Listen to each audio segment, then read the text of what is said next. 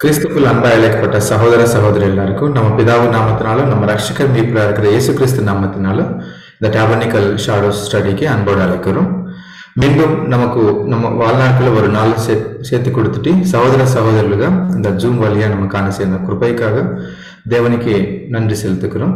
நம்ம கடந்த வாரத்துல நம்ம டாபர்னிக்கல் ஷாடோஸ்ல பலிபீட்டம் பத்தி நம்ம பார்த்தோம். இன்னைக்கு இந்த செஷன் ஆரம்பிக்கிறதுக்கு முன்னாடி நம்ம ஜபத்துல நடக்க முடியாத சகோதரர் மனோகரன் கருள் நன்றி அன்போடு அழைக்கிறோம். ஜெபிப்போம். சர்வலோகத்தின் அதிபதியே, சர்வ சிருஷ்டிக்கும் தேவனாய் இருக்கிறவரே, தகப்பனே உங்களை ஸ்தோத்தரிக்கிறோம் ஸ்தோத்தரிக்கிறோம் ஸ்தோத்தரிக்கிறோம். மகா பரிசுத்தரே உங்களை ஸ்தோத்தரிக்கிறோம் ஸ்தோத்தரிக்கிறோம் ஸ்தோத்தரிக்கிறோம். தகப்பனே, பரலோக ராஜ்யத்திலே சகல தூதர்களும் உங்களை பரிசுத்தர் பரிசுத்தர் என்று இடைவிடாது துதித்துக் கொண்டிருக்கிறார்கள். தகப்பனே, அந்த துதிகளின் மத்தியிலே நாங்களும் இணைந்து தேவரீர் நீங்க பரிசுத்தர் பரிசுத்தர் பரிசுத்தர் பரிசுத்தர் என்று இந்த வேளையிலே நாங்கள் ஒன்று கூடி உங்களை துதிக்க தேவரீர் எங்களுக்கு கிருபை கொடுத்ததுக்காக நன்றி நன்றி நன்றி கொடான கோடி நன்றிகள் செலுத்துகிறோம். தகப்பனே தகப்பனே, உங்களை துதிக்கும் போது எங்களுடைய இருதயத்திலே எவ்வளவு மகிழ்ச்சி இருக்கிறது. தகப்பனே தந்தையே, உங்களை துதிக்கும் போதே இவ்வளவு மகிழ்ச்சி என்றால் நாங்கள் இன்னும் எங்களை பூரணப்படுத்தி எங்கள் கர்த்தருடைய சாயலுக்கு நிலை நிறுத்தும் போது எவ்வளவு ஒரு பேரின்பமாய் இருக்கும். தகப்பனே தகப்பனே, எங்களுடைய கரங்களை நீங்க பிடித்து கொள்ளுங்க தந்தையே.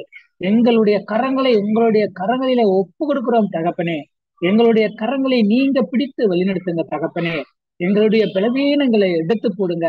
வர இருக்கிற எங்கள் நேசருடைய அந்த நினைவு கூறுதலை நாங்கள் பூரணமாய் அனுசரிக்கும்படியாய் எங்களுக்கு இரக்கம் செய்யுங்க. எங்களை கிருபையாய் வழிநடத்துங்க. இந்த நாளிலும் நீங்க கொடுக்க இருக்கிற சத்தியத்திற்காய் நாங்கள் ஜெபிக்கிறோம். தகப்பனே, சோர்வின் ஆவி எங்களிடத்திலே வராதபடிக்கு உற்சாகமுள்ள ஆவியை கொடுத்து இந்த சத்திய வார்த்தைகளை நாங்கள் கேட்டு பலனடையும்படியாய் தேவரீர் எங்களை வழிநடத்துங்க. தேவாதி தேவனுடைய பாதத்திலே கர்த்தரும் இரட்சகரும் மீட்பருமாய் இருக்கிற எங்கள் கிறிஸ்து இயேசு ராஜாவின் மூலம் ஜெபிக்கிறோம் பிதாவே, ஆமென். Thank you brother. அன்புக்குரிய சகோதர சகோதரிகளே, மன்னிக்கவும். கடந்த வாரம்ல நம்ம பலிபீட்டம் பத்தி பார்த்தோம். இன்னைக்கு பார்க்க போறது தண்ணீர் தொட்டி பத்தி. அது செய்து கொடுக்க முடியாது சகோதரன் கார்த்திகேயன் கோயம்புத்தூர் நன்றி அன்போடு அழைக்கிறோம். தேவ சமூகத்தில் மிகவும் அன்பாய் கூட்டி சேர்க்கப்பட்ட அன்புக்குரிய சகோதர சகோதரிகளே, உங்கள் யாருக்கும் நம்முடைய பிதாவாகிய தேவனுடைய நாமத்தினாலும் நம்முடைய ஆண்டவராகிய இயேசு கிறிஸ்துவின் நாமத்தினாலும் கிருபையும் சமாதானமும் உண்டாவதாக என்ற அன்பின் வாழ்த்துக்களை நான் முதலாவது உங்கள் ஒவ்வொருவருக்கும் தெரிவித்துக் கொள்கிறேன். தேவனுடைய ஒரு பெரிதான கிருபையினாலே இந்த ஒரு நாளிலும் கூட நாம் தொடர்ந்து பார்க்கக்கூடிய ஆசரிப்பு கூடாரம் இன்னைக்கு அரை மணி நேரம் லேட்டாக இருக்கு. சாரி, நான் எல்லாத்தையும் நான் மன்னிப்பு கேட்டுக்கிறேன். Network issue, system shut down ஆயிடுச்சு. ஸோ எவ்வளவு முடியுமோ அவ்வளோ சீக்கிரம் நான் இந்த பாடத்தை நான் உங்களுக்கு நான் சொல்லி முடிச்சு கொடுத்துட்றேன். இனிமேல் இந்த மாதிரியான ஒரு தவறுகள் கூட நடக்காத அளவுக்கு நான் முன்னெச்சரிக்கையாக சில காரியங்கள் கூட நான் ஆல்டர்னேட் பண்ணி வச்சிருக்கேங்க. எல்லாருமே அசௌகரியத்துக்கு நீங்க மன்னிச்சுக்கோங்க. அன்புக்குரிய சகோதர சகோதரிகளே, இப்போ நம்ம இன்னைக்கு பார்க்கக்கூடிய ஒரு பாடம் இந்த தொடர் வேதாகம வகுப்புல தண்ணீர் தொட்டி அப்படிங்கும்போது கடந்த வாரம் நம்ம பார்த்த பலிபீடத்தை அடுத்து இருக்கக்கூடியதுதான் நம்ம தண்ணீர் தொட்டி. பலிபீடத்துல நம்ம கடந்த வாரம் நம்ம என்ன காரியங்கள் நம்ம பார்த்தோம் அப்படின்னு சொன்னா, பலிபீடம் எதை குறிச்சு அடையாளப்படுத்துச்சு அப்படின்னு சொல்லி பார்க்கும்போது நம்முடைய ஆண்டவராகிய இயேசு கிறிஸ்துவுடைய ஈடுபலியை அடையாளப்படுத்தி நம்ம பார்க்கிறோம். அதுல விசேஷமா நம்ம பார்க்கும்போது இந்த ஒரு பலிபீடத்துல அன்பான சகோதர சகோதரிகளே, பலிபீடம் பொதுவாக இந்த ஒரு சதுர வடிவிலான ஒரு அமைப்பை கொண்டிருக்கிறத நம்ம பார்த்தோம். அந்த சதுர வடிவு அப்படின்னு சொல்லி பார்க்கும்போது அதுல விசேஷமா நான்கு திசைகளும் இருக்கக்கூடிய 4 முக்கோணங்கள் அடிப்படையில் நம்ம பார்த்தோம். அது ஒவ்வொன்றும் தேவனுடைய குணலட்சணங்களை 4 குணலட்சணங்களை வெளிப்படுத்தின ஒரு விஷயத்தை கூட நம்ம பார்க்கிறோம். அன்பான சகோதரர்களே, வடக்கு பக்கம் இருக்கிறது அன்பு, தேவனுடைய அன்பு. மேற்கு பக்கம் இருக்கிறது தேவன் ஞானம். தெற்கு பக்கம் இருக்கக்கூடிய அந்த ஒரு முக்கோணம் தேவனுடைய ஒரு வல்லமையை அடையாளப்படுத்தக்கூடிய ஒரு காரியமாக இருக்கிறது பார்க்கிறோம். அன்பான சகோதர சகோதரிகளே, ஒருவேளை இந்த தேவனுடைய இந்த ஆசீர்வாத கூடாரத்துக்குள்ள நம்ம நுழையும் பொழுது நம்முடைய பார்வையில இருக்கிறது எது அப்படின்னு சொன்னா, இந்த தேவனுடைய நீதி, ஜஸ்டிஸ் அப்படிங்கிற தேவனுடைய நீதி தான் நமக்கு முதல்ல தெரியும். அது கிழக்கில் இருந்து நம்ம வர்றதுனால முதல்ல நமக்கு தெரியுது தேவநீதி. அப்படியாக ஒரு புது சிருஷ்டி தேவனால தெரிந்து கொள்ளப்பட்ட ஒரு கிறிஸ்தவர்கள் தேவனோடு உடன்படிக்கை செய்யக்கூடிய ஒரு அர்ப்பணிப்பின் சிந்தனையில வரும் பொழுது, அவர்கள் ஆவியில ஜெனிப்பிக்கப்படும் பொழுது அவங்க என்ன ஆகுறாங்க அப்படின்னா நீதிமானாக்கப்பட்ட நிலைமையில ஆகுறாங்க. அப்படியாக அந்த பிரகாரத்தினுடைய வாசல்ல உள்ள என்ட்ரான உடனே முதல்ல அவங்களுக்கு அவங்க பாக்குறது எதை பாக்குறாங்க, இந்த பலிபீடத்தை பாக்குறாங்க. பலிபீடத்துல இந்த ஜஸ்டிஸ் பகுதி தான் அவங்களுக்கு முதலாவது நம்ம பாக்குறாங்கிறது கடந்த வாரத்தில் பார்த்தோம். அப்படின்னா தேவன் நீதி முதல்ல அவங்களுக்கு கத்துக்கொள்றாங்க. அதை தாண்டி தேவனுடைய 4 குணலட்சணங்களும் இயேசு கிறிஸ்து மூலமாக அவர்கள் அதை பெற்றுக்கொள்றதை நம்ம பார்க்கிறோம். இந்த பலிபீடத்தில் வலைப்பின்னல் இருக்கும் நடுவுல. அந்த வலைப்பின்னல் ஒரு மிஸ் நம்ம பார்க்கிறோம். ஒருவேளை அன்பான சகோதரர்களே, இந்த வலைப்பின்னல் இதுலதான் அவங்க என்ன பண்ணுவாங்கன்னா நெருப்பு மூட்டி அந்த நெருப்பு மூலமாக அந்த பலி எரிக்கப்படும் அப்படின்னு கூட பார்க்கிறோம். அதுல ரொம்ப விசேஷமா பார்க்கும்போது இந்த ஒரு வலைப்பின்னல் பகுதியும் கூட அந்த பிராஸ் மெட்டீரியலே இருக்கும் அப்படிங்கிறத கூட பார்க்கிறோம். அதனுடைய மிக முக்கியமான தேவை என்னவா இருக்கு அப்படின்னு சொல்லி பார்க்கும்போது அது பலிகளை தாங்கி இருக்கக்கூடியதாக பார்க்கிறோம். அதுல விசேஷமா அந்த பலிபீடத்துக்கு ஒரு 4 கொம்புகள் இருக்கிறது கூட பார்த்துக்கிறோம். அந்த 4 கொம்புகளும் தேவனுடைய 4 குணலட்சணங்கள் நமக்குள்ளாக வர்றது. அதாவது முதல்ல கிறிஸ்து அதை வெளிப்படுத்தினார். கிறிஸ்து வெளிப்படுத்தினுடைய அடையாளமாக அந்த 4 கொம்புகள் இருக்கிறத பார்க்கிறோம். கிறிஸ்து இந்த பூமியில வாழும் பொழுது தேவனுடைய அந்த 4 குணலட்சணங்களை அந்த ஒரு 3.5 வருஷம் தன்னுடைய வாழ்க்கையில அதை பிரதிபலிச்சார் அப்படின்னு சொல்லி கூட நம்ம பார்க்கிறோம். அதற்கு அடையாளமாகத்தான் இருக்குது அந்த 4 கொம்புகள் அப்படின்னு சொல்லி பார்க்கிறோம். அன்பான சகோதரர்களே, அதோட தொடர்ச்சியாக நம்ம இன்னைக்கு பார்க்கக்கூடியது தண்ணீர் தொட்டி. தண்ணீர் தொட்டி குறித்து நம்ம வேத வசனங்கள் நம்ம வாசிக்கணும். யாத்ராகமம் 30ஆம் அதிகாரம் 18-19 வாசிங்க. யாத்ராகமம் 30ஆம் அதிகாரம் வசனம் 18 முதல். கழுவுகிறதற்கு வெண்கலத்தால் ஒரு தொட்டியையும் வெண்கலத்தால் அதன் பாதத்தையும் உண்டாக்கி அதை ஆசரிப்பு கூடாரத்திற்கும் பலிபீடத்திற்கும் நடுவே வைத்து அதிலே தண்ணீர் வார்ப்பாயாக. அதனிடத்தில் ஆரோனும் அவன் குமாரரும் தங்கள் கைகளையும் தங்கள் கால்களையும் கழுவ கடவர்கள். பாருங்க, இந்த தண்ணீர் தொட்டி எங்க லொக்கேட் ஆயிருக்கு, எந்த வைக்கப்பட்டிருக்கு அப்படின்னு பார்க்கும்போது நீங்க பிரகாரத்துக்குள்ள நுழையும் பொழுது பலிபீடம் இருக்கும். பலிபீடத்துக்கும் ஆசரிப்பு கூடாரத்துக்கும் நடுவுல இருக்கிறது தான் இந்த தண்ணீர் தொட்டி அப்படின்னு சொல்லி பாக்குறோம். அந்த தண்ணீர் தொட்டியை குறித்து எப்படி செய்யப்பட்டிருக்குன்னா வெண்கலத்தால செய்யப்பட்டிருக்குங்கிறத பாக்குறோம். அந்த வெண்கல தண்ணீர் தொட்டியை தாங்கி இருக்கிறதுக்கு ஒரு பாதமும் அங்க கொடுக்கப்பட்டிருக்கு. அந்த பாதம் எப்படி சொல்லப்பட்டிருக்கு அப்படின்னு சொன்னா அது வெண்கல பாதத்தினால உண்டாக்கப்பட்டிருக்குன்னு சொல்லி பாக்குறோம். அன்பான சகோதரர்கள் நல்லா புரிஞ்சு கொள்ளுங்க. பலிபீடத்திற்கும் ஆசரிப்பு கூடாரத்திற்கும் நடுவுல இருக்கிறதா தண்ணீர் தொட்டி அப்படி சொல்லி பாக்குறோம். இதோட நோக்கம் என்ன அப்படின்னா ஆரோனுடைய குமாரர்கள் இவங்கதான் பிரதான ஆசாரியன், அப்புறம் ஆசாரியர்கள் தங்களுடைய கைகளை கால்கள் எல்லாம் கழுவுறதுக்கு சுத்திகரிச்சு கொள்றதுக்காக இந்த தண்ணீர் தொட்டி அங்க கொடுக்கப்பட்டிருக்கிறது கூட நம்ம பார்க்கிறோம். தொடர்ந்து வசனம் வாசிக்கலாம். 20-21 வாசிங்க சகோதரி. வசனம் 20 முதல்.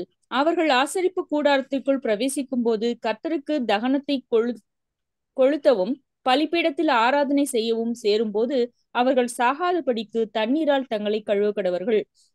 அவர்கள் சாகாதபடிக்கு தங்கள் கைகளையும் தங்கள் கால்களையும் கழுவ கடவர்கள்.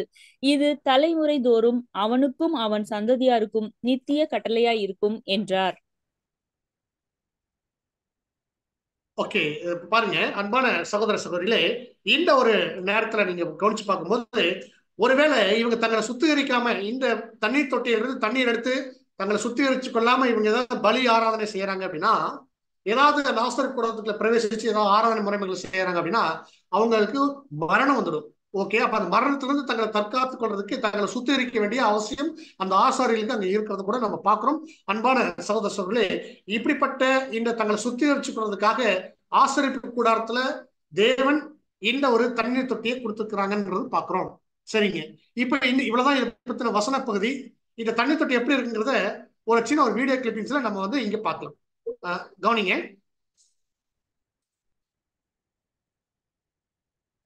And the Lord spake unto Moses, saying, Thou shalt also make a laver of brass, and his foot also of brass, to wash withal. And thou shalt put it between the tabernacle of the congregation and the altar, and thou shalt put water therein. For Aaron and his sons shall wash their hands and their feet thereat. When they go into the tabernacle of the congregation, they shall wash with water, that they die not. Or when they come near to the altar to minister, to burn offering made by fire unto the Lord. So they shall wash their hands and their feet, that they die not. And it shall be a statute forever to them, even to him and to his seed throughout their generations. அன்பான சகோதர சகோதரர்களே, இந்த video clipping தண்ணீர் தொட்டியினுடைய அமைப்பை குறித்து நீங்க பார்த்திருப்பீங்க. இது கிட்டத்தட்ட இந்த வீடியோல நீங்க பார்த்தது போல தண்ணீர் தொட்டி அமைப்பு இருக்குன்னு பார்க்கலாம். இதுல நீங்க ஒரு விஷயத்தை நீங்க நல்லா கவனிக்கலாம். நீங்க பலிபீடமாகட்டும், பிரகாரத்தினுடைய தூணாகட்டும், வேற எந்த ஒரு விஷயம் ஆசரிப்பு கூடாரத்துல கொடுக்கப்பட்டிருந்தாலும் அளவுகள் கொடுக்கப்பட்டிருக்கும். ஆனால் இந்த தண்ணீர் தொட்டிக்கு மாத்திரம்தான் எந்த விதமான அளவுகளும் கொடுக்கல.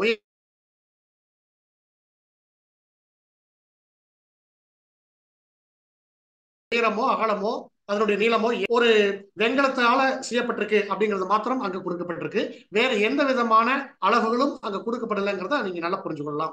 அன்பான சகோதர சகோதரர்களே, இந்த ஒரு வேலையில நீங்க நல்லா கவனிச்சு பார்க்கும்போது இங்க எப்படி இருக்கு அப்படின்னு சொல்லி கவனிச்சு பார்த்தீங்க அப்படின்னா, இந்த தண்ணீர் தொட்டி பொருள் கொடுத்திருக்காங்க. அது எங்க லொக்கேட் பண்ணப்பட்டிருக்கு மட்டும் தான் வசனம் கொடுக்கப்பட்டிருக்கு. அளவுகள் கொடுக்கப்படல. ஏன் அளவுகள் கொடுக்கப்படலைன்றத இந்த பாடத்தினுடைய இறுதியில நம்ம கற்றுக்கொள்ளலாம். பாருங்க, இந்த தண்ணீர் தொட்டி எதற்கு அடையாளமாக இருக்கு அப்படிங்கிறத நீங்க கவனிச்சு பார்க்கும்போது நமக்கு நம்முடைய சகோதரனுடைய எழுத்துக்கள் இருந்து நம்ம பார்க்கிறோம். தண்ணீர் தொட்டி தேவனுடைய வார்த்தைக்கு அடையாளமாக இருக்கு. அதாவது அதில் இருக்கக்கூடிய தண்ணீர் சுத்தமான அந்த ஊற்று தண்ணீர், அந்த தண்ணீர் சுத்தமான ஜலம் அங்க சுத்திகரிக்கிறதுக்காக கொடுக்கப்பட்டிருக்கூடிய தண்ணீர் எதற்கு அடையாளமாக இருக்கும் அப்படின்னா, தேவனுடைய வார்த்தைகளுக்கு தேவ வசனங்களுக்கு வேத வசனங்களுக்கு அடையாளமாக இருக்கு. அந்த தண்ணீர் தொட்டி எதற்கு அடையாளமாக இருக்கு? நம்முடைய ஆண்டவராகிய இயேசு கிறிஸ்துவனுடைய பரிபூரண மனுஷீக சரீரத்திற்கு அடையாளமாக இருக்கு. அவரிடத்திலிருந்து அந்த தண்ணீர், அதாவது சத்தியம் வருது. தேவனுடைய வார்த்தையை அவர் உள்வாங்கி அந்த தண்ணீரை, அந்த சத்தியத்தை நமக்கு கொடுக்கிறார். அதற்கு அடையாளமாக இருக்கிறது இந்த தண்ணீர் தொட்டின்னு சொல்லி பார்க்கிறோம். அன்பான சகோதர சகோதரர்களே, இப்போ நம்ம பார்க்கிறோம் இது சத்திய வசனத்திற்கு அடையாளமா இருக்கு. அந்த சத்திய வசனம் நம்முடைய ஆண்டவராகிய இயேசு கிறிஸ்து மூலமாக நமக்கு கிடைக்கிறதுன்னு பார்க்கிறோம். அந்த சத்திய வசனங்கள் நம்மை சுத்திகரிக்கிறதுக்கு கொடுக்கப்பட்டிருக்கக்கூடிய விஷயமாக கூட நம்ம பார்க்கிறோம். சில வசனங்கள் கூட நம்ம பின்னாடி நம்ம படிப்போம். இப்ப பாருங்க, இந்த தண்ணீர் தொட்டி எப்படி உருவாக்கி இருக்கிறாங்கிறது ஒரு ஆச்சரியமான ஒரு தகவல்கள் நம்ம அடுத்து பார்க்க போறோம். அதாவது இந்த மெட்டீரியல் அப்படின்னு சொல்லி பார்க்கும்போது அது நம்ம காப்பர் அப்படின்னு பார்த்தோம் இல்லைங்களா? அந்த காப்பர் மெட்டீரியல் எப்படி இங்க கலெக்ட் பண்ணாங்க அப்படிங்கும்போது வசனம் நமக்கு குறிப்பிடுறாங்க. யாத்திராகமம் 38ஆம் அதிகாரம் 8வது வசனம் வாசிங்க சகோதரி. யாத்திராகமம் 38ஆம் அதிகாரம் வசனம் 8. ஆசரிப்பு கூடாரத்தின் வாசலில் கூட்டம் கூட்டமாய் கூடின ஸ்திரீகளின் தர்ப்பணங்களினாலே வெண்கல தொட்டியையும் அதன் வெண்கல பாத்திரத்தையும் உண்டாக்கினான். பாருங்க, இந்த தண்ணீர் தொட்டி எங்கிருந்து பயன்படுத்தியிருக்காங்க அப்படின்னா, அன்னைக்கு இஸ்ரேல் தேசத்துல இருந்த ஸ்திரீகள் என்ன பண்ணிருக்காங்கன்னா, பயன்படுத்துறதுக்கு அவங்க தான் பொருள் கொடுத்துருக்காங்க. அவங்க பயன்படுத்தி ஒரு பொருள் கொடுத்துருக்காங்க. அது என்ன பொருள்னா, இப்போ இங்க தர்ப்பணங்களாலே அப்படின்னு சொல்லப்பட்டிருக்கீங்களா, அது ஆக்சுவலா என்ன அப்படின்னா முகம் பார்க்குற கண்ணாடிங்க. இது எதுல பார்க்கலாம்னா, நம்ம ERV தமிழ் வெர்ஷன்ல இது கொஞ்சம் டீட்டெயிலா கொடுத்துருப்பாங்க. இதுல நல்லா கவனிச்சு பாருங்க. இங்க எப்படி கொடுக்கப்பட்டிருக்கு அப்படின்னு சொல்லி கவனிச்சு பாத்தீங்கன்னா, பாருங்க, அவன் வெண்கலத்தாலான தொட்டிகளையும் அதன் பீடங்களையும் செய்தான். பெண்கள் கொடுத்த வெண்கல முக கண்ணாடிகளை அதற்கு பயன்படுத்தினான். இந்த பெண்களே ஆசரிப்பு கூடாரத்தின் நுழைவாயிலில் திருப்பணியாற்றி வந்தார்கள் அப்படின்னு சொல்லப்பட்டிருக்கு. நீங்க நல்லா கவனிச்சு பாருங்க. பெண்கள் கொடுத்த, அதாவது அவங்க முகம் பார்க்கறதுக்கு அந்த காலத்துல என்ன வச்சிருக்காங்கன்னா, நீங்க இந்த பிக்சர்ல பாக்குற மாதிரிதான் இப்படிதான் இருக்கும். இது ஒரு காப்பர் ஒரு சீட்டு. அதை நல்லா பாலிஷ் பண்ணும்போது அதுல முகம் பார்க்கலாம். இப்படிதான் அந்த காலத்துல கண்ணாடிகள்லாம் இன்னைக்கு நம்ம பாக்குறோம் மிரர். அன்னைக்கு என்ன பண்ணல அப்படின்னா கண்டுபிடிக்கப்படல. அப்ப அவங்க என்ன யூஸ் பண்ணிருக்காங்க அப்படின்னா, இந்த மாதிரியான காப்பர் மெட்டீரியல்ல நல்லா பாலிஷ் பண்ணும்போது அப்படி பாலிஷ் பண்ண முகம் தெரியும். அப்படி ஸ்திரீகள் பயன்படுத்தின முகம் பார்க்கக்கூடிய இந்த கண்ணாடி, காப்பர் கண்ணாடிகளை இந்த தண்ணீர் தொட்டி செய்யறதுக்காக பர்டிகுலரா எல்லா ஸ்திரீகளும் கொண்டாந்து அதை காணிக்கையாக கொடுத்துருக்காங்க. சரிங்களா? இப்ப கவனிங்க, இதை எங்க கொடுத்திருக்காங்க அப்படிங்கும் போது வசனம் நமக்கு குறிப்பிடுறாங்க. ஆசரிப்பு கூடாரத்தின் நுழைவாயிலில் அப்படின்னு சொல்லி இங்க வசனம் கொடுக்குது. இப்பதான் நம்முடைய கேள்வி வரணும். என்ன கேள்வி அப்படின்னா, பெண்கள் ஆசரிப்பு கூடாரத்தினுடைய வாசல் அருகே செல்ல முடியுமா? இப்ப நீங்க இந்த கேள்வி நம்ம எல்லாருக்குமே வரும். பெண்கள், அதாவது ஸ்திரீகள் ஆசரிப்பு கூடாரத்துடைய வாசலுக்கு போறதுக்கான வாய்ப்பு இருக்கா? இப்போ பிரகாரத்து பக்கத்துல இருந்தது போல சில வசனங்கள்லாம் இருக்கு. ஆசரிப்பு கூடாரத்தினுடைய வாசலுக்கு போக முடியுமா அப்படின்னு சொல்லி பார்க்கும்போது அது கண்டிப்பாக நோ. இதுக்கான கேள்விக்கான பதில் கண்டிப்பாக யாரும் அங்க போக முடியாது. என்ன சொல்ல போனா ஆசாரியர்கள், பிரதான ஆசாரியர்கள் தவிர வேற யாருமே போறதுக்கு வாய்ப்பு இல்லை. சிலர் வெளியிருந்து பலிகளை கொடுத்ததாக நம்ம பார்க்கிறோம். பெண்கள் அங்க போக முடியுமா? எப்படி இங்க பெண்கள் அங்க இருந்ததாக வசனம் சொல்லியிருக்காங்க அப்படின்னு சொன்னா இங்கதான் நம்ம கவனிக்கணும். இந்த இடத்துல நம்ம அண்டர்ஸ்டாண்டிங் இங்க வந்து மொழிபெயர்ப்பு பிழை இல்லை, நம்மளுடைய அண்டர்ஸ்டாண்டிங் இங்க ரொம்ப ஸ்ட்ராங்கா வைக்கணும். என்ன அண்டர்ஸ்டாண்டிங் அப்படின்னா கண்டிப்பாக இந்த இடத்துல அங்க போயிருக்கிறதுக்கான வாய்ப்பு இல்லை. ஏன் அப்படின்னா ஒருவேளை பாருங்க இந்த யாத்ராகமம் நீங்க இந்த 33ஆம் அதிகாரம் 8, 9, 10 வசனங்களை வசனம் வாசிக்க வேண்டாம், நான் உங்களுக்கு சொல்லிடுறேன். அந்த வசனங்களை நீங்க நோட் பண்ணி பார்த்தீங்க அப்படின்னா அங்க என்ன இருக்கும் அப்படின்னா பிரதான ஆசிரியர் எல்லாமே வந்து பலிகளை கொண்டு போய் அங்க வந்து உள்ள போயிட்டு வர வரைக்கும் இவங்க என்ன பண்ணிருக்காங்கன்னா அவர்கள் தங்கள் கூடார வாசலில் நின்று கொண்டு இவங்க என்ன பண்ணிருக்காங்கன்னா தேவனை தொழுது கொண்டிருக்காங்க, பணிந்து கொண்டிருக்கிறதா தான் வசனம் இருக்கு. அப்போ ஒரு எந்த ஒரு ஆராதனை முறை நடந்துட்டு இருந்தாலும் சரி, மகாபரிசுத்தமான அந்த ஒரு செயல் நடக்கும்போது இவங்க என்ன பண்ணுவாங்கன்னா அந்த ஆசரிப்பு கூடாரனுடைய வாசல் பக்கம்ல போனாங்கன்னா இவங்க இறந்துருவாங்க. அப்போ அவ்வளவு ஒரு சீரியஸான ஒரு மேட்டரை இவங்க வந்து எப்படி இந்த வசனத்துல இருந்து வித்தியாசமா ஸ்திரீகள் அங்க இருந்தாங்க அப்படின்னு எல்லாம் காணும்போது கண்டிப்பாக அங்க ஸ்திரீகள் அங்க இல்லை, அவங்கவுங்க வீட்டு வாசல் தான் இருந்திருக்கிறாங்கன்னு சொல்லும்போது. ஆனா இங்க ரொம்ப ஸ்ட்ராங்கா ஆசாரிப்பு கூடார வாசல் அப்படின்னு போடும்போது அங்க மொழிபெயர்ப்பு தவறும் இல்லை. அப்ப இங்க என்னதான் நடந்திருக்கு, எங்க நடந்திருக்கு அப்படின்னு சொல்லி சில ஆராய்ச்சியை உட்படுத்தும் போது நம்முடைய மூத்த சகோதரர்கள் இதை குறித்து சில ஆராய்ச்சி செய்திருக்காங்க. அதனுடைய கருத்தை நான் உங்களுக்கு இங்க பதிவிடுறேன். ஒருவேளை ஸ்திரீகள் ஆசரிப்பு கூடார வாசலுக்கு போனாங்கன்னா அது என்னவாக கருதப்படும் அப்படிங்கும் போது அது தவறான நோக்கத்துல இருக்கும் அப்படி பார்க்கிறோம். அப்படி போகக்கூடிய ஸ்திரீகள் தவறான ஸ்திரீகள் அப்படி சொல்லி சொல்லப்பட்டிருக்கிறத கூட சில இடத்துல நம்ம ரெஃபரன்ஸ் பார்க்கலாம். எப்படி அப்படி கவனிச்சு பார்க்கும்போது 1 சாமுவேல் 2ஆம் அதிகாரத்துல நீங்க பாத்தீங்கன்னா ஏலியுடைய பிள்ளைகள் ஏலியுடைய குமாரர்கள் என்ன பண்ணுவாங்க அப்படின்னா இந்த இடத்துல வந்து ஆசரிப்பு கூடார வாசலில் கூட்டம் கூடுகிற ஸ்திரீகளோட தவறான ஒரு அவங்க என்ன பண்றாங்கன்னா அவங்களோட ஒரு தவறான ஒரு விஷயத்த அங்க செய்யறது கூட நம்ம வசனங்கள்ல வாசிக்கிறோம். இது அநேகம் கூட நமக்கு தெரிஞ்சிருக்கும். ஏன் அப்படின்னா அந்த ஸ்திரீகள் தவறான ஸ்திரீகள், அந்த தவறான ஸ்திரீகளோட ஒரு விபச்சார ஸ்திரீகளோட இவங்க விபச்சாரம் செய்தாங்க அப்படின்னு சொல்லி அங்க வசனம் குறிப்பிடப்பட்டிருக்கு. அப்போ அந்த இடத்துல போகக்கூடாது. ஆனா இது துணிகரமாக வந்திருக்காங்கன்னா இந்த ஸ்திரீகள் தவறான ஸ்திரீகள் அப்படின்னு ஒரு கருத்து இருக்கு. இன்னொரு கருத்து கூட பாருங்க, இந்த இதே டைம்ல தான் அன்னாள் போய் அங்க ப்ரேயர் பண்ணிட்டு இருப்பாங்க. அன்னாள் ப்ரேயர் பண்ணிட்டு இருக்கும்போது கூட அவங்க வந்து ரொம்ப வருத்தப்பட்டு கண்ணீரோட ஒரு மன கிளேசத்துல அவங்க ப்ரேயர் பண்ணிட்டு இருப்பாங்க. இந்த வசனத்தை நீங்க வாசிங்க சகோதரி. 1 சாமுவேல் 1ஆம் அதிகாரம் 13, 16. 1 சாமுவேல் 1ஆம் அதிகாரம் வசனம் 13. அன்னாள் தன் இருதயத்திலே பேசினாள், அவளுடைய உதடுகள் மாத்திரம் அசைந்தது, அவள் சத்தமோ கேட்கப்படவில்லை. ஆகையால் அவள் வெறித்திருக்கிறாள் என்று ஏலி நினைத்து அவளை நோக்கி, நீ எது வரைக்கும் வெறித்திருப்பாய், உன் குடியை உன்னை விட்டு விலக்கு என்றார். அதற்கு அன்னாள் பிரதியுத்தரமாக, அப்படியல்ல என் ஆண்டவனே, நான் மனக்லேசமுள்ள ஸ்திரீ, நான் திராட்சை ரசமாகிலும் மதுவாகிலும் குடிக்கவில்லை, நான் கர்த்தருடைய சந்நிதியில் என் இருதயத்தை ஊற்றிவிட்டேன், உம்முடைய அடியாளை பேலியாளின் மகளாக எண்ணாதேயும், மிகுதியான விசாரத்தினாலும் கிளேசத்தினாலும் இந்நேரம் மட்டும் விண்ணப்பம் பண்ணினேன் என்றாள். பாருங்க இங்க என்ன பண்ணிருக்காங்கன்னா அந்த அன்னாள் வந்து பிரேயர் பண்றாங்க. அவங்களுக்குள்ள வந்து ஒரு பெரிய ஒரு மன வருத்தம் இருக்கு, மிகப்பெரிய வந்து ஒரு குறையும் கூட இருக்கு. அதுல வந்து அவங்க என்ன பண்றாங்கன்னா ரொம்ப புலம்பி என்ன பண்றாங்க அப்படின்னா அவங்க ஜெபம் பண்ணிட்டு இருக்கிறத நம்ம பாக்குறோம். அப்ப அவங்க ஜெபம் பண்ணிட்டு இருக்கும்போது இவர் என்ன நினைக்கிறாருன்னா, ஏலி என்ன நினைக்கிறாருன்னா இவங்க குடிச்சிருக்காங்க அப்படின்ற மாதிரி நினைக்கிறாங்க. அதுக்கு இவங்க ரிப்ளை பண்ணும்போது, இல்ல நான் வந்து ஒரு மன கிளேசம் உள்ள ஸ்திரீ, நான் அந்த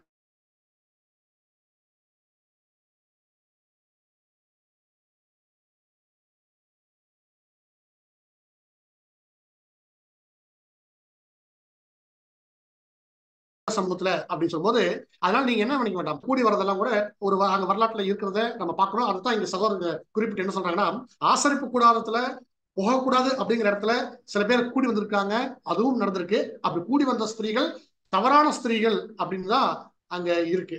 சரி, இப்ப நம்ம பாயிண்ட் வந்துருவோம். ஸ்திரீகள் ஆசரிப்பு கூடார வாசல்ல இருந்து அதை கொடுத்திருக்காங்களா அப்படின்னா ஆசரிப்பு கூடார வாசல் தான் கொடுத்துருக்காங்க. ஆனால் ஆசரிப்பு கூடாரம் இவர்கள் கொடுக்கும் பொழுது அப்படி ஆசரிப்பு கூடாரம் ஒரு விஷயமே இல்லை. அப்ப வேத வசனம் எப்படி ஆசரிப்பு கூடார வாசல் இருந்து தங்களுடைய முகம் பார்க்கக்கூடிய கண்ணாடிகளை தண்ணீர் தொட்டி செய்யறதுக்காக கொடுத்துருக்குறாங்க அப்படின்னு சொல்லி பார்க்கும்போது, இங்க ஆசரிப்பு கூடாரம் இப்படி கட்டுமானம் நடக்கிறதுக்கு முன்னாடியே எல்லா பொருட்களும் கலெக்ட் பண்ணப்பட்டிருக்குது.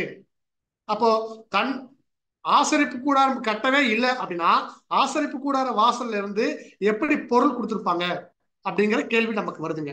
அப்ப இந்த கேள்வி இருந்து அதை நம்ம செஞ்சு பார்க்கும்போது, ஒரு ஆராய்ச்சி செய்யும் போது நமக்கு கிடைக்கக்கூடிய பதில் என்னவா இருக்குன்னு சொல்லி பார்த்தீங்கன்னா, அன்பான சகோதர சகோதரர்களே, இங்க ஒரு அருமையான ஒரு ஹிஸ்டரி நமக்கு இங்க இருக்கிறத நம்ம பார்க்கலாம். மோசே பாளையத்துக்கு புறம்பே என்ன பண்றாருன்னா ஒரு கூடாரம் போட்டிருந்தார். அவருடைய கூடாரத்தை பெயர்த்து கொண்டு போய் எங்க போட்டிருந்தாருன்னா சீனாய் மலை அடிவாரத்து பக்கம் போட்டிருக்காரு. பாளையத்துக்கு புறம்ப, பாளையம் எல்லாம் இருக்கிறதுக்கு அப்புறம் அந்த கூடாரத்துக்கு என்ன பேர் வச்சிருந்தாருன்னா முதலாம் ஆசரிப்பு கூடாரம் பேர் வச்சிருந்தார். அந்த கூடாரத்துக்கு பேர் ஆசரிப்பு கூடாரம். ஏன் அப்படின்னா அவர் ஒரு கூடாரம் போட்டிருந்தா அந்த கூடாரத்துலதான் தேவனோட அவர் பேசிட்டு இருந்தார். தேவன் வந்து சில இன்ஸ்ட்ரக்ஷன் கொடுக்கணும்னா மோசே கிட்ட கூப்பிடுவார். அவர் அந்த கூடாரத்துக்குள்ள போவார், பேசுவார்.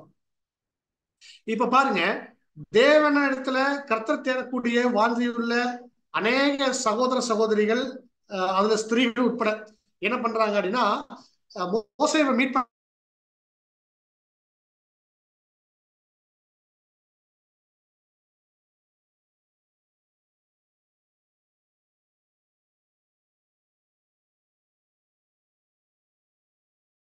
மோசே இருப்பார். அப்ப மோசையை பாக்குறது பாளையத்துக்கு புறம்பே இருந்துச்சு.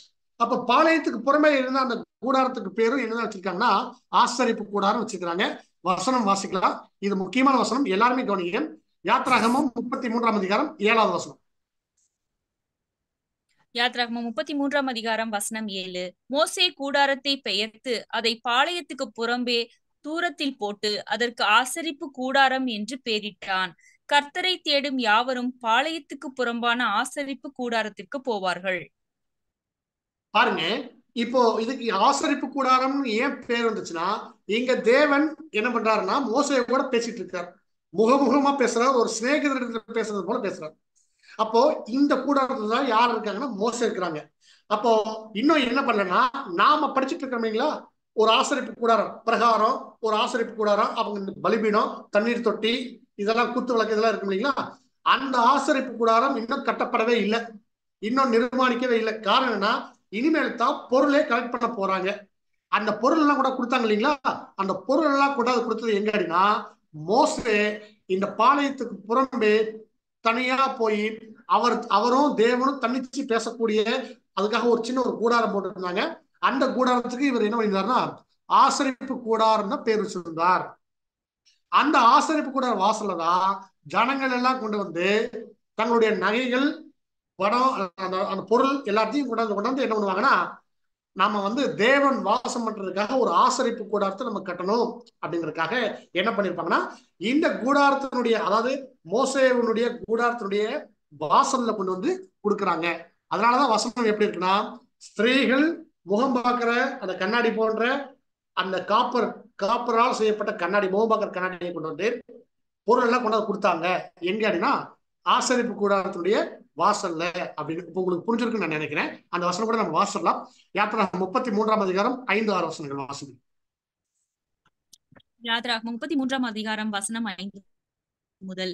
ஏனென்றால் நீங்கள் வணங்கா கழுத்துள்ள ஜனங்கள், நான் ஒரு நிமிஷத்தில் உங்கள் நடுவில் எழும்பி உங்களை நிர்மூலம் பண்ணுவேன். ஆகையால் நீங்கள் போட்டிருக்கிற உங்கள் ஆபரணங்களை கழற்றி போடுங்கள், அப்பொழுது நான் உங்களுக்கு செய்ய வேண்டியதை அறிவேன் என்று இஸ்ரவேல் புத்திரருக்கு சொல் என்று கர்த்தர் மோசேயோடே சொல்லியிருந்தார். ஆகையால் இஸ்ரவேல் புத்திரர் ஓரேப் மலை அருகே தங்கள் ஆபரணங்களை கழட்டி போட்டார்கள்.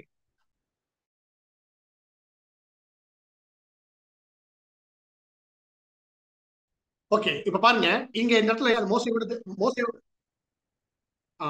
ஓகே, இப்ப எங்க சொல்லியிருக்காங்க அப்படின்னா, இந்த ஆபரணங்கள் எல்லாமே எங்க கலெக்ட் பண்ணிட்டு இருக்கு அப்படின்னு சொல்லி பார்க்கும்போது, அது மோசே இருந்த அந்த வெளியே இருந்த அந்த ஆசரிப்பு கூடாரம், அந்த ஆசரிப்பு கூடாரம் வந்து இப்ப நம்ம படிச்சுட்டு இருக்க ஆசரிப்பு கூடாரம் இல்ல, அது தேவனிடத்துல டெம்பரவரியா தேவனிடத்துல பேசுறதுக்காக ஒரு கூடாரம் இருந்துச்சு.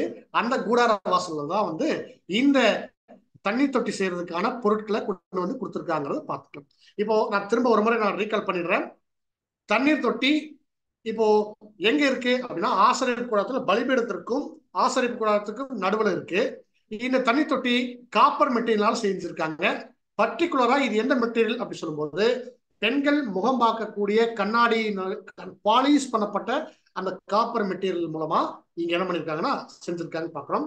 அந்த ஸ்திரீகள் வந்து எங்க கொடுத்திருக்காங்க அப்படின் போது ஆசரிப்பு கூடார வாசல்ல வந்து கொடுத்தாங்க அப்படின்னு சொல்லும் போது நாம கன்ஃபியூஸ் ஆகிக்கூடாது. இன்னும் ஆசரிப்பு கூடாரமே கட்டப்படலையே, அப்புறம் எந்த ஆசரிப்பு கூடார வாசல கூட கொடுத்தாங்க அப்படின்னு சொன்னா அந்த ஆசரிப்பு கூடாரம் மோசேவும் தேவனும் பேசிக் கொள்றதுக்காக ஒரு டெம்பரவரியா பாளையத்துக்கு புறம்பே சீனாய் மலை அடிவாரத்துல ஒரு சின்ன ஒரு கூடாரம் போடப்பட்டிருந்திருக்குது.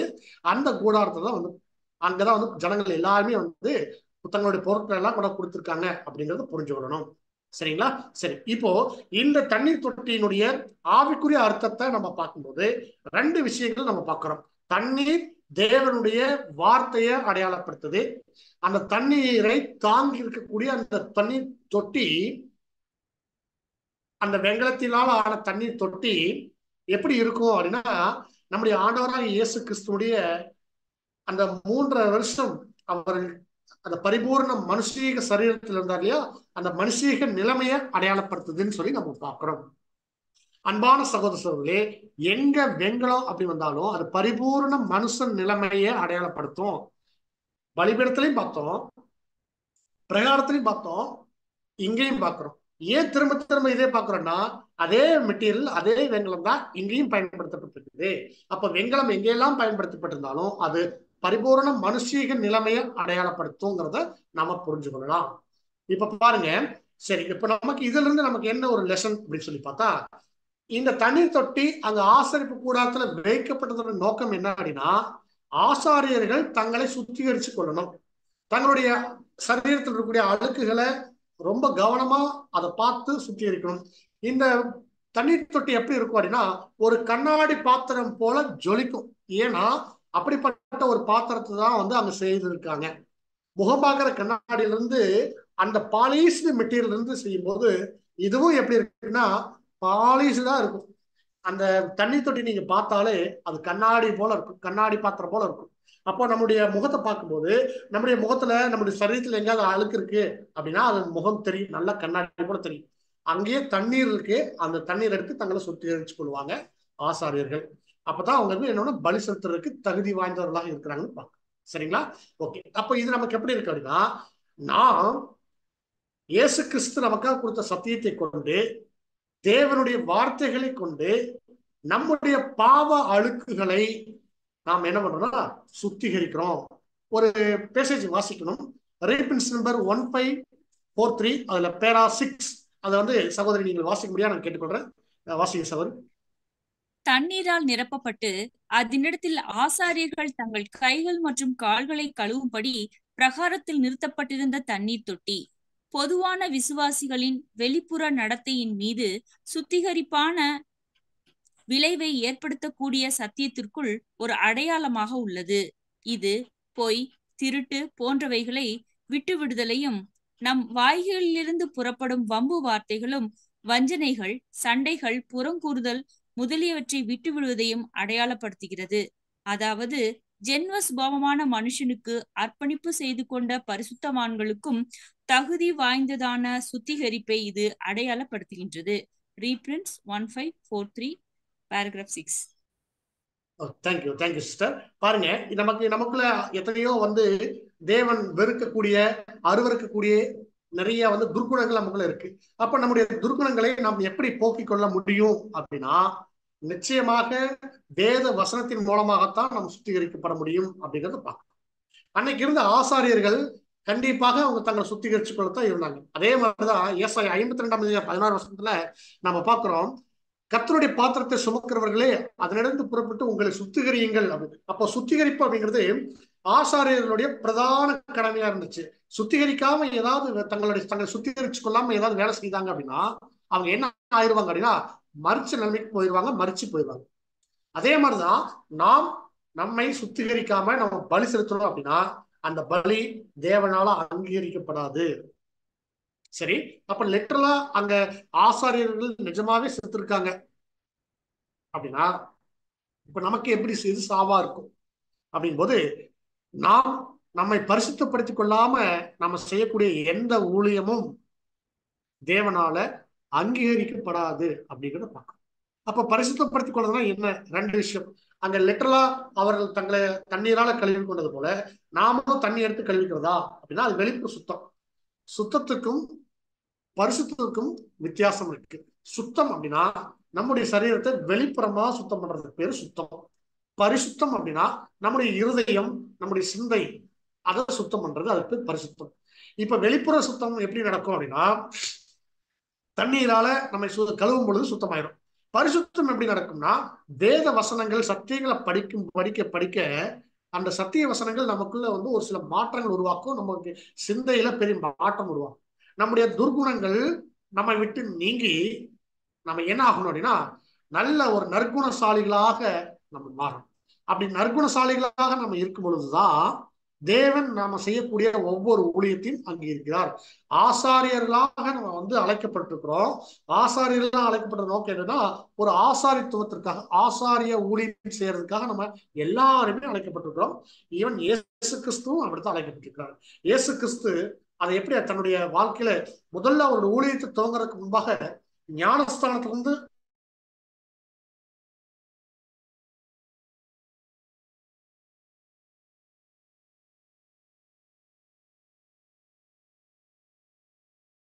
எடுக்கிறார்னா அவர் பாவத்தில் இருக்காருன்னு அர்த்தமா? தன்னுடைய ஞானஸ்தானம் எது கிடையமா இருக்குன்னா தேவனோட செய்யக்கூடிய ஒரு நல் மனசாட்சியின் உடன்படிக்கைக்கு அடையாளமாக இருக்கிறத பார்க்கணும். அப்போ ஞானஸ்தானத்துடைய அவசியத்தை உணர்த்துறதுக்காக இயேசு கிறிஸ்து அங்க ஒரு அடையாளமாக அதை செய்திருக்கிறார்.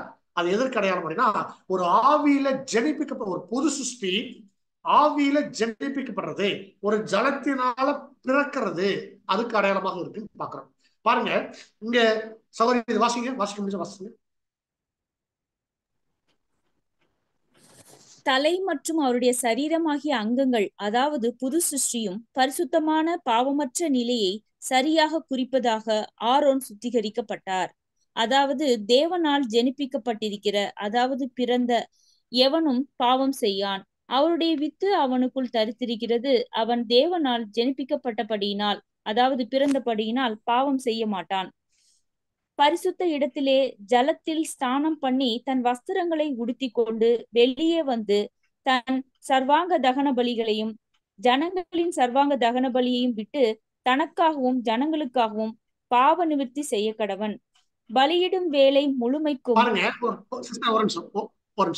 பாருங்க, இப்போ ஒரு புது சிருஷ்டி தங்களுடைய பாவத்தை எப்படி போக்கிக் கொள்றாங்க அப்படின்னு சொல்லும்போது தண்ணீர்னால கழுவும் போது இல்ல, சத்திய வசனத்தினாலதான் நம்ம என்ன ஆகிறோம் அப்படின்னா சுத்திகரிக்கப்படுறோம் அப்படின்னு. அப்போ வேத வசனம் நமக்குள்ள எப்படி நம்மளை சுத்திகரிக்கும் அப்படின்னு சொல்லி பார்க்கும்போது இப்போ ஒரு உதாரணத்துக்கு சொல்றேன். நம்ம எல்லாருமே பாவத்துல பிறந்து பாவத்திலே வாழ்ந்துட்டு இருக்கிறோம். நமக்குள்ள இல்லாத கெட்ட பழக்கங்கள் இல்லை. பொய், பொறாமை, அடுத்தவங்களை பார்த்து பொறாமப்படுறது, அடுத்தவங்களுடைய வளர்ச்சியை நம்ம தடை செய்யறது, அப்புறம் இன்னும் சில ஒரு மற்றவங்களை குறிச்சு அவதூறா பேசுறது, அவதூறா மைண்டில் நினைக்கிறது, ஈவில் ஸ்பீக்கிங், ஈவில் சர்மைசிங், தீமையான எண்ணம் கொள்ளுதல், இப்படியாக எத்தனையோ குணச்சல் நமக்குள்ள இருக்குன்னு வச்சுக்கோங்களேன். மேட்டிமை, ஒரு அன்பற்ற ஒரு நிலைமை, இதெல்லாம் நிறைய இருக்கு. இதெல்லாமே என்னவான ஒரு துர்குணங்கள் நமக்குள்ள இருக்குன்னு வச்சுக்கோங்க. இப்ப இந்த துர்குணங்கள் நம்ம இடத்துல எப்படி போகும் அப்படின்னா தேவனுடைய சத்திய வசனத்தை நம்ம கேட்கிறோம், படிக்கிறோம், பாடங்கள் வாயிலாக. இப்ப நம்ம எக்லிசியா போறோம், சகோதர பாடம் எடுக்கிறாங்க. அந்த பாடங்கள்ல நமக்கு ஏதாவது ஒரு நல்ல விஷயங்கள் நமக்கு கிடைக்குதுன்னா அதை நம்ம என்ன பண்ணணும்னா உடனே இது இந்த பாடம் எனக்கான பாடம், இதை சொல்லக்கூடிய குணலட்சணனுடைய காரியங்கள் எனக்காக கொடுக்கப்பட்டிருக்குது அப்படின்னு சொல்லி நம்ம முதல்ல எடுத்து நம்மளுடைய இறுதியத்தை வச்சுக்கணும். இது எனக்கு அப்படின்னு நம்ம நினைக்கணும். ஆனா ரொம்ப பேர்த்துக்கு எண்ணம் இல்லையாம இப்படிப்பட்ட எண்ணங்கள் இல்லையா. ஒரு சபையில ஒரு பாடம் நடக்குதுன்னு வச்சுக்கோங்களேன். பாடம் நடந்துட்டு இருக்கும் பொழுது சப்ஜெக்ட் போயிட்டு இருக்குன்னா இந்த பாயிண்ட் இந்த சகோதரிக்கு கரெக்டா மேட்ச் ஆகும், இந்த பாயிண்ட் இந்த சகோதரருக்கு கரெக்டா மேட்ச் ஆகும் அப்படின்னு சொல்லிட்டு நம்ம மற்றவங்களுக்கே பொருத்தி பார்ப்போமா. நமக்கு என்ன பண்ண மாட்டோமா, பொருத்தி பார்த்துருக்க மாட்டோம். அன்பான சகோதர சகோதரிகளே, முதல்ல ஒரு கேரக்டரான விஷயங்கள் வரும் பொழுது இது எனக்கு தான் அப்படின்னு நம்ம நினைச்சிட்டோம்னாலே அது நம்முடைய இருதயத்துக்கு போக ஆரம்பிச்சிச்சுன்னு அர்த்தம். நம்ம சில பேர் சில சகோதரர்கள் பாருங்க, ஜெபம் பண்ணும் பொழுது எப்படி சொல்லுவாங்கன்னா, இந்த காதுல நான் கேட்ட சத்தியத்தை இந்த காதுல வாங்கி இந்த காதுல விட்டுறா, அதுக்கு எங்களுடைய இருதயமாகிய பலகைகளை நாங்க எழுதி வச்சுக்கணும் அப்படின்லாம் ஜெபம் பண்ணுவாங்க இல்லைங்களா? அது உண்மையான வார்த்தைங்க. எப்படின்னா, இப்படி இந்த காதுல வாங்கி இந்த காதுல விடுறதுனா என்ன அர்த்தம் அப்படின்னா, இந்த சத்தியம் இது எனக்கு இல்லை அப்படின்னா இந்த காதுல வாங்கி இந்த காது போயிடணும். இது எனக்காகத்தான் கொடுக்கப்பட்டிருக்கு. என்னுடைய துர்குணங்கள் என்னை விட்டு போறதுக்காக தேவன் என்னை சுத்திகரிக்கிறதுக்காக இந்த சத்தியத்தை கொடுத்திருக்கிறார் அப்படின்னு நம்ம நினைச்சோம் அப்படின்னா நிச்சயமாக அதை நம்ம இருதயத்தோடு வச்சிருவோம். இருதயத்தோடு வச்சாலே அது ஆட்டோமேட்டிக்கா கிரியை செய்ய ஆரம்பிக்குமாமா. நாம பரிசுத்தமாக ஆரம்பிப்போம். ஏற்றுக்கொள்ளும் போது, சத்தியத்தை ஏற்றுக்கொள்ளும் போது நாம் பரிசுத்தமாகிறோம். ஒரு பாவியாகிய மனுஷன், ஒரு அபூர்வ நிலைமையில் இருக்கக்கூடிய மனுஷன், துர்குணங்கள் துர்சிந்தைகள் நிறைய இருக்கக்கூடிய ஒரு மனுஷன் எப்படி பரிசுத்தம் ஆவாங்க அப்படின்னா, சத்தியத்தை ஏற்றுக்கொள்ளும் போது, இது எனக்கான பாடம், எனக்குத்தான் புத்தி சொல்றாங்க சத்தியத்தின் மூலம் அப்படின்னு சொல்லி கேட்டுட்டாங்கனாலே அவங்க என்ன பண்றாங்கன்னா, எப்படி ஆசாரியர்கள் தங்களுடைய பாவங்கள் அதாவது அழுக்கு நீங்க அந்த தண்ணீர் எடுத்து சுத்திகரிச்சாங்களோ அதே மாதிரி இப்போ இந்த பாடத்துடைய ஆரம்பத்துல ஒரு கேள்வி எழுப்பணும் இல்லைங்களா? என்ன கேள்வி சொல்ற பாருங்க. ஆசரிப்பு கூடத்துல எல்லா பொருட்களுக்குமே ஒரு அளவு கொடுக்கப்பட்டிருக்கு, எல்லாத்துக்குமே ஒரு மெஷர்மெண்ட் இருக்கு, நீளம் அகலம் உயரம் அப்படின்னு மெஷர்மெண்ட் கொடுத்துருக்கு. ஏன் தண்ணி தொட்டிக்கு மட்டும் மெஷர்மெண்ட் கொடுக்கல அப்படின்னா, தண்ணீருடைய அளவு, தண்ணியுடைய பாத்திரம் அது நம்முடைய தேவை பொறுத்து இருக்கான். சௌருடைய விளக்கத்தை பாருங்க, நான் உங்களுக்கு சொல்லிடுறேன் பாருங்க. இப்போ நம்ம கை கழுவுறோம், கை கழுவுறோம் வச்சுக்கோங்களேன். கை கழுவுறதுக்கு எவ்வளவு தண்ணி யூஸ் பண்ணுவோம்? யாராவது இதுக்கு பதில் நீங்க ஆன்லைன் இருக்கிறனால பதில் கொடுக்க முடியாது, நீங்களே யோசிச்சு பாருங்க. இப்போ நான் கை கழுவுறதுக்கு நான் எவ்வளவு தண்ணியை யூஸ் பண்ணுவேன் அப்படின்னா, இது எல்லாரும் ஒரே மாதிரியான அளவை யூஸ் பண்ண மாட்டாங்க. நல்லா கவனிங்க. நாம் எந்த அளவுக்கு தண்ணீர் யூஸ் பண்ணணும் அப்படிங்கறத எது தீர்மானிக்கும்னா, நம்ம கையில் இருக்கக்கூடிய அழுக்கு. இங்க அழுக்கு ரொம்ப கடுமையா இருக்கு அப்படின்னா நான் எப்படி கை கழுவணும் அப்படின்னா, தண்ணீர் நிறைய யூஸ் பண்ணி கழுவுற மாதிரி இருக்கும். கரெக்டுங்களா? கை ரொம்ப சுத்தமா இருக்கு அப்படின்னா லைட்டா அப்படி பைப்பு திறப்பாங்க, இப்படி இப்படிவாங்க, இப்படி செஞ்சுட்டு போயிடுவாங்க. ஆனா கையில நிறைய அழுக்கு இருக்குன்னா நிறைய தண்ணி யூஸ் பண்ணுவாங்க. அப்போ தண்ணீருடைய அளவு எதை பேஸ் பண்ணி இருக்கு அப்படின்னா, நம்மளுடைய அழுக்கை பேஸ் பண்ணி இருக்கு. ஓகேங்களா? அப்படின்னா ஆசரிப்பு கூடாரத்துல ஆசாரியர்கள்ட்ட அழுக்கு நிறைய இருக்குன்னா அவங்க தண்ணீர் நிறைய பயன்படுத்தி இருப்பாங்க, தண்ணீர் நிறைய பயன்படுத்திருக்கும். அப்ப தண்ணீர் நிறைய பண்ணா அவங்களுடைய அளவு, அந்த பாத்திரத்தினுடைய அளவும் பெருசா இருக்கும். சரியா? ஓகே. இப்போ அப்படியே நீங்க நம்முடைய இந்த நிழல் இருந்து பொருளுக்கு வாங்க.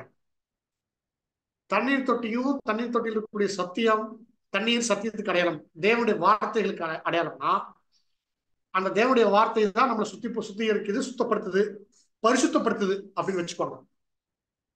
நம்ம கிட்ட எவ்வளவு பாவம் இருக்கோ அவ்வளவு சத்தியத்தை நம்ம எடுத்துக்கொள்ளணும். நமக்கு எவ்வளவு சத்தியம் தேவை அப்படின்னா, நாம் சுத்தமாகிற வரைக்கும், பரிசுத்தமாகிற வரைக்கும் நமக்கு சத்தியம் தேவை. ஓகேங்களா? அப்போ நம்ம கிட்ட எவ்வளவு அழுக்கு இருக்கோ, எவ்வளவு அசுத்தம் இருக்கோ, எவ்வளவு துர்சிந்தைகள் இருக்கோ, எவ்வளவு தவறான சிந்தைகள், தவறான எண்ணங்கள் இருக்கோ, அது நம்ம கிட்ட இருந்து போற வரைக்கும் நம்ம கழுவணும், நம்மை சுத்திகரிக்கணும்.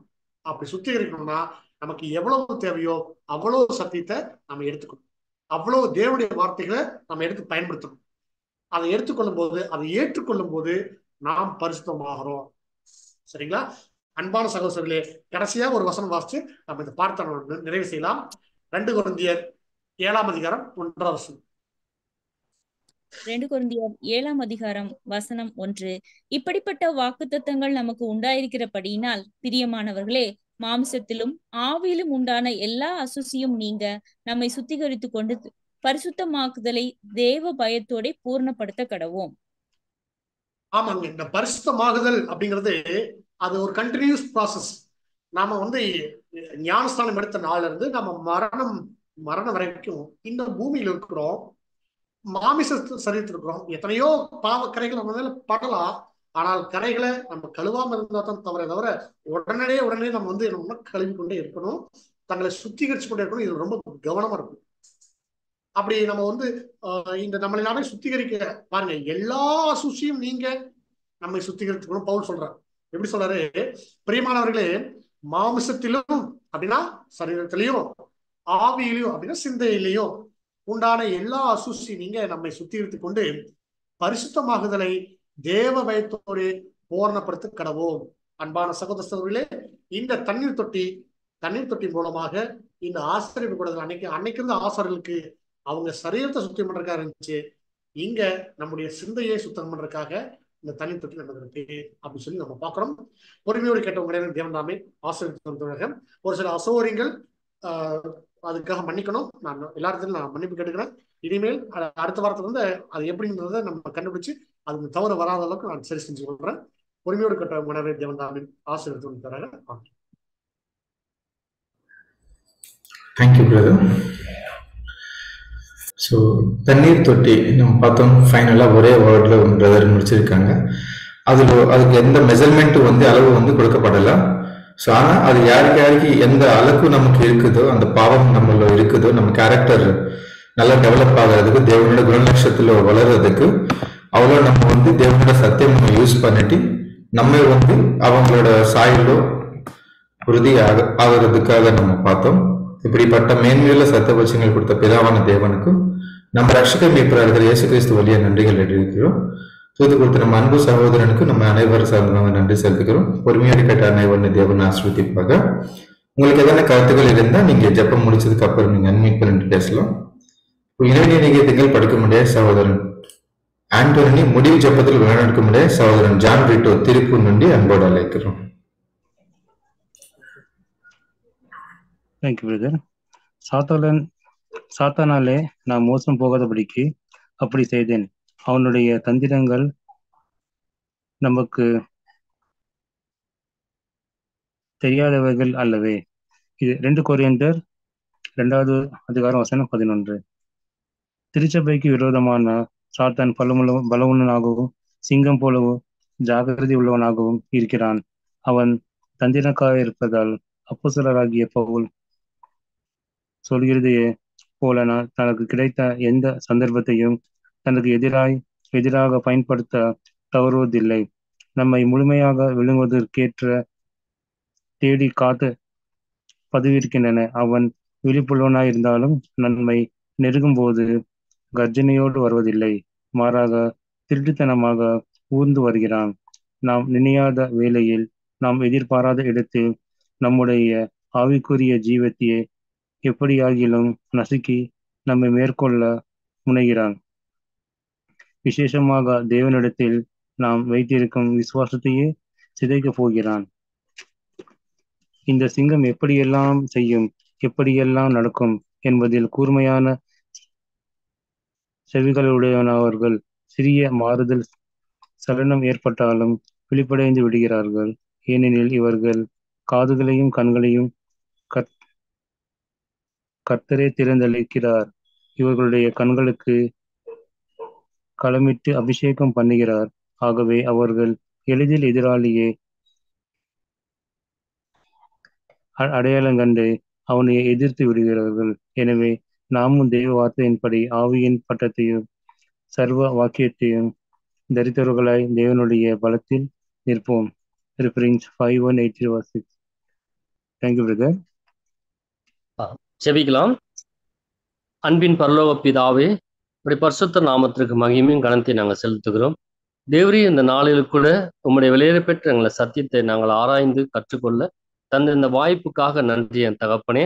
இந்த நாளில் கூட ஆசிரியப்பு கூடாரத்தில் தண்ணீர் தொட்டி காரியங்களை சத்தியங்களை நாங்கள் அறிந்து கொள்ள வண்ணமாக எங்களை மனக்கண்களை திறந்து தேவரீர், நாங்கள் எந்த அளவுக்கு நாங்கள் அசுத்தமா இருக்கிறோமோ அந்த அளவுக்கு எங்களுக்கு தண்ணீரும் உங்களுடைய ஜீவ வார்த்தையும் நீங்க வைத்திருக்கிறீர். அந்த வசனத்தை கொண்டு எங்களை நாங்கள் சுத்திகரித்துக் கொள்ளத்தக்க அது அளவை எழுத கர்த்தாவே, அளவில்லாமல் ஆண்டவரே அதை நீங்கள் அப்பாத கர்த்தாவே, நீர் அந்த ஆசிரியப்பு கூடத்தை நியமித்த அந்த வண்ணமாக எங்களுக்கு ஆச்சரியத்தை மூட்டுகிறது. அப்பா, உமக்கு நன்றி நாங்கள் செலுத்துகிறோம். தேவரே, இன்னும் அதிகமான சத்தியங்களை நாங்கள் ஆராய்ந்து கற்றுக்கொள்ள எங்களுக்கு உதவி செய்யும். பேசுகிற மகனையும் கர்த்தாவே இதில் கலந்துக்கிற ஒவ்வொரு சகோதரிலையும் ஆசிரியத்து வழி நடத்துகிறாங்க. நம்முடைய கரத்துல எங்க ஒப்புவிக்கும் மீட்பு நிச்சயமாக இயேசு கிறிஸ்து நாமத்தில் செபுங்கள் நல்ல பிதாவே. ஆமாம். Thank you brothers and sisters. எதன கருத்துக்கள் இருந்தால் நீங்கள் எல்லாரும் அன்வைட் பண்ணிட்டு பிரதனை கேட்கலாம். அந்த தண்ணி தொட்டியில கை கழுவுற சொன்னீங்களா பிரதர், அது இன்னொருக்கா சொல்லுங்களேன், புரியல. கேட்கல, சொல்லுங்க. எப்படி அந்த தண்ணி தொட்டியில கை கழுவுறதுக்கு அழுக்கு நிறைய இருக்கிற வரைக்கும் அப்படின்னீங்களா? எல்லாத்துக்குமே ஒரு அளவு கொடுத்துருப்பாங்க ஆசிரியர் பூராத்துல. எந்த பொருளா இருந்தாலும் அது இவ்வளவு நீளம், இவ்வளவு அகலம், இவ்வளவு உயரம் இருக்கணும் அப்படின்னு சொல்லி கொடுத்துருப்பாங்க. பட் தண்ணீர் தொட்டிக்கு மட்டும் எந்த அளவுமே கொடுக்கல. ஏன் அப்படின் போது சகோதரர் வந்து ஒரு விளக்கம் கொடுத்திருந்தாங்க, என்டர்பிரைஸ் சகோதரர். அது என்னவா இருக்கும் அப்படின் போது அந்த விளக்கத்தை படிச்சோம். ரொம்ப ஆச்சரியமா இருந்துச்சு. என்ன அப்படின்னா, அங்க வந்து அவங்களே ஒரு அளவு வச்சிருந்திருப்பாங்க அப்படின்ற மாதிரி சொல்றாரு. அதுல இன்னொரு விஷயம் என்னன்னா, தண்ணீர் வந்து எவ்வளவு தேவையோ அதை ரீஃபில் பண்ணிட்டே இருந்திருப்பாங்க. ஒரு ஒரு கெப்பாசிட்டி வச்சுக்கோங்களேன். இப்போ ஒரு 100 லிட்டர் பிடிக்கிற மாதிரி ஒரு டேங்க் வச்சுக்கோங்க. வாட்டர் தண்ணி தொட்டில ஒரு 100 லிட்டர் பிடிக்குது. 100 லிட்டர் அப்படின்னா இவங்க அந்த 5 ஆசாரியர்களும் என்ன பண்றாங்கன்னா, குளிக்கிறாங்க, குளிச்சுட்டு ட்ரெஸ் சேஞ்ச் பண்றாங்க, பலி செலுத்திட்டு வர்றாங்க. திரும்ப வந்து பிரதான ஆசாரியர் மட்டும் 2வது தடவை தகன பலி செலுத்தும் போது மறுபடியும் அவர் ஃபுல்லா குளிச்சுட்டு தான் ட்ரெஸ் மாதிரி கட்டி வச்சுட்டு குளிச்சுட்டு மறுபடியும் ட்ரெஸ் போட்டு என்ன பண்றாருன்னா பண்றாரு. இதுல சில துணிகள் வந்து அவங்களுடைய ஆசரிப்பு கூடாருடைய ட்ரெஸ் பத்தி எல்லாம் பின்னாடி படிப்போம்.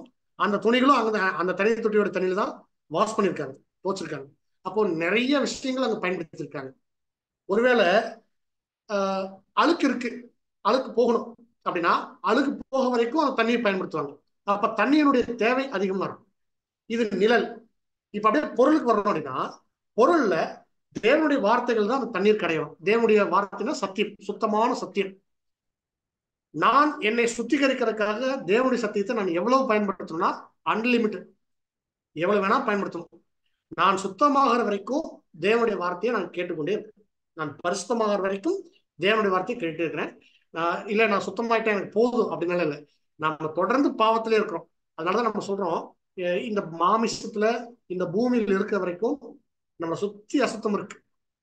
நமக்கு கண்ணுக்கு தெரியாம எவ்வளவோ இருக்கும். அதனாலதான் வந்து தெரிஞ்சும் தெரியாமலும் நிறைய பாவங்கள் நமக்கு கண்ணுக்கு தெரியாத மறைமா இருக்கு. தாவீது ஜெபம் பண்ணும்போது சொல்றாருங்களா, மறைவான குற்றங்களுக்கு என்னை நீங்களாக்கி ரட்சியும் அப்படின்னு ஜெபம் பண்ணுவார். அப்ப மறைவான குற்றங்கள்லாம் நமக்கு தெரிஞ்ச பாவங்கள் சில இருக்கு. நமக்கே நமக்கு பாவனே தெரியாம எத்தனையோ பாவம் செஞ்சுட்டு இருப்போம். அதுவோட சுத்தமாகணும்னா அது எதுலதான் சுத்தமாகணும்னா தேவனுடைய வார்த்தைகள் சுத்தமாகும் அப்படிங்கிறது கருத்துங்க. இப்போ இந்த கிளீனிங் ப்ராசஸ் நிழலுக்கும் பொருளுக்கும் இருக்கக்கூடிய வித்தியாசத்தை நீங்க வந்து மேட்ச் பண்ணி பார்த்தீங்கன்னா இந்த பாயிண்ட் உங்களுக்கு புரிஞ்சுக்கணும். தேங்க்யூ. Thank you brother, thank you.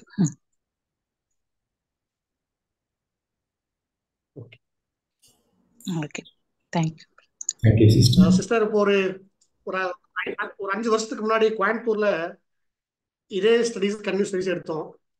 நான் அப்ப எடுக்கும்போது இவ்வளவு வெளிச்சம் நமக்கு இல்லைங்க. அன்னைக்கு இருந்த வெளிச்சத்தை நம்ம எடுத்தோம். இன்னைக்கு திரும்ப வந்து படிக்கும் போது புது புது விஷயங்கள் நிறைய தெரிய வருது. அப்ப இந்த வார்த்தை இல்லைங்க. அப்ப இத சொல்ல. ஆமா, அப்ப வந்து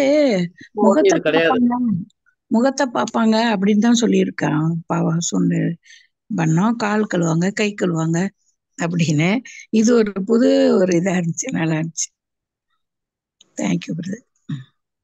அடுத்த வாரம்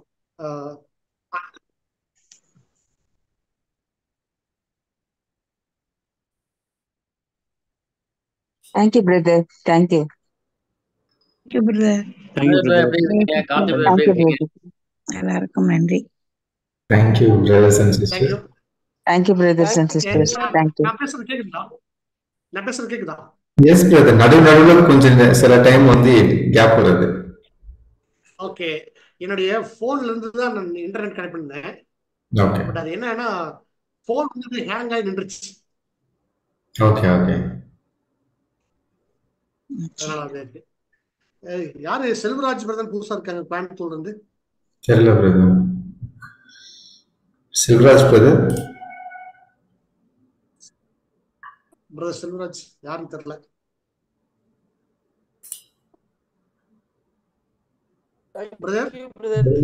பண்ணிக்கலாம் brother. Selvaraj brother. Hello, praise Lord. Brother. Hello. சொல்லுங்க. பிரதர் அது அவர் வந்து அந்தோனியோட மாமான்னு நினைக்கிறேன் பிரதர். ஆமா ஆமா அவரே தான், நினைக்க வேண்டாம். குரல் அப்படிதான் தெரிஞ்சு எனக்கு. நான் தான் அந்தோனி மாமா. சரிங்க, தேங்க்யூ பிரதர் வந்திருக்கிறதுக்கு நன்றிங்க. கோயம்புத்தூர் வராங்க. சரி சரி, welcome welcome brother. Okay brother, நான் மீட்டிங் என் பண்ணவா? நான் லெஃப்ட் ஆகிறேன். ஓகே பிரதர், ஓகே முடிக்கலாம். Thank you brothers and sisters. தேவ கிருபை இந்த சந்திக்கலாம். Thank you. Thank you brother. Thank you brother. Thank you sisters. Thank you John Peter brother, Ravichandra brother, Vasudevan brother, Manoharan brother. Thank you brother. Thank you brother. Next week சந்திக்கலாம். எங்க மத்த பிரதர்லாம் ஒருத்தர் பேசவே மாட்டேங்கிறாங்க. தேங்க்யூ பிரதர், அடுத்த வாரம் சந்திக்கலாம். Thank you brother. கண்டிப்பா. ஓகே பிரதர், எண்ட் பண்ணலாம். தேங்க்யூ சிவாஸ் பிரதர், சந்திக்கலாம்.